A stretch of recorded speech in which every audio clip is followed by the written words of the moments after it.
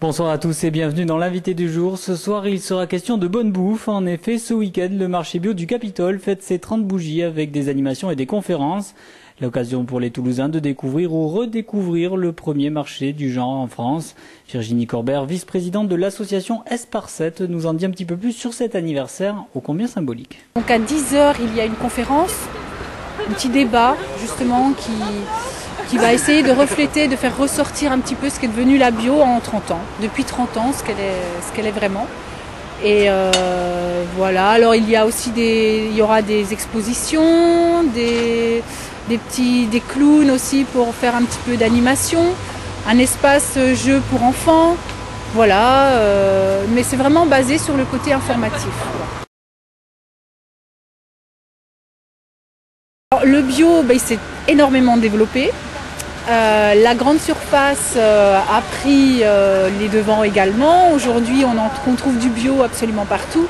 Et justement, ce qui est intéressant peut-être et qu'on fera ressortir sur le marché, c'est comment on va se différencier de l'Europe, du bio européen au bio français.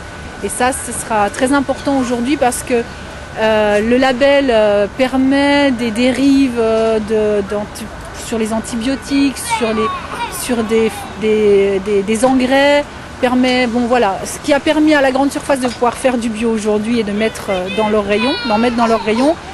Et nous, on est quand même attachés à nos terres, à ce que l'agriculture soit propre. Et justement, est en train de se mettre en place un label qui différenciera le bio français au bio européen. Exactement, voilà. La raison, c'est qu'il y avait des volontaires, des producteurs, des maraîchers notamment, qui avaient envie de vivre et de développer ce bio. Et qui sont allés frapper à la porte de la mairie tout simplement, et à l'époque la mairie a accepté qu'ils viennent exposer sur le Capitole. Donc ça a fait au fur et à mesure, d'autres producteurs se sont associés. Voilà, c'est vrai qu'à l'époque, il y a 30 ans, le mouvement ça n'existait, on n'en entendait pas trop parler, pas vraiment, et puis c'était vraiment des gens alternatifs, voilà, qui faisait la bio, quoi. C'était très peu, il y avait très peu de monde, c'était très peu connu. L'esparcette, c'est une plante, c'est le cerfoin, j'espère ne pas me tromper. Donc c'est une plante qui est en voie de disparition et qui est très rustique.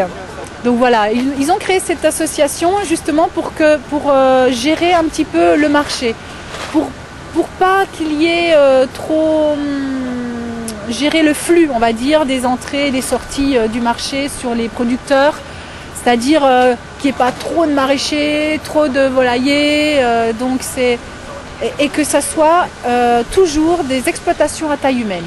On veut pas, c'est un marché de producteurs, de petits producteurs, et on ne veut pas que ça soit, par exemple, une grosse chaîne qui vient placer ses poulets, même s'ils sont labellisés bio, avec des gens qui ne savent même pas ce qu'ils vendent. Ça, justement, on a créé cette association-là pour ça.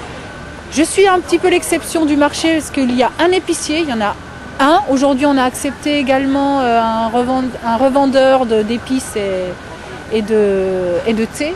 Mais donc, nous sommes que deux, on va dire, de revendeurs. Tout le reste, c'est vraiment que du producteur. Ils fabriquent leurs produits, ils le transforment ou alors ils le vendent en direct, quoi.